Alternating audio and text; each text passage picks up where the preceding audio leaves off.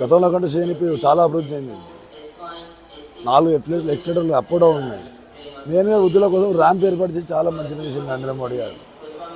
వృద్ధులు మెట్లెక్కడం చాలా ఇబ్బంది పడాయి. ఇప్పుడు వృద్ధుల ఓల్డ్ ఏజెస్లకి నేరుగా నడుచుకుంటూ వెళ్ళిపోవచ్చు. వాళ్ళు హ్యాపీ, ఎలాంటి కూలి అవసరం సహాయం లేకుండా, ఏ అవసరం లేకుండా చాలా పనిచేస్తాయి ర్యాంప్.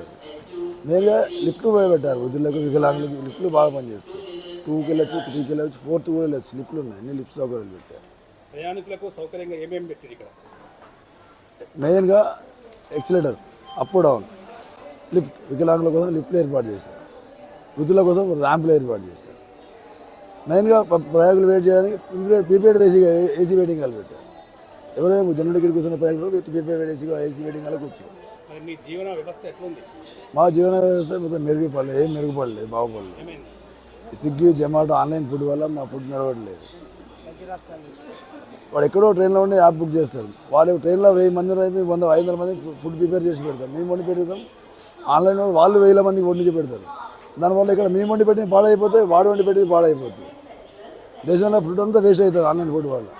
మెయిన్గా ఫుడ్ వేస్ట్ అంతా ఆన్లైన్ ఫుడ్ మొత్తం ఎత్తేస్తే భారతదేశంలో రేట్లు పెరిగాయి. ఫస్ట్ ఆన్లైన్ ఫుడ్ వల్ల రేట్లు పెరిగిపోతాయి. వాడు కూడా మేము పడేయడం, వాడు పడేయడం, వండి పడేయడం అవుతుంది.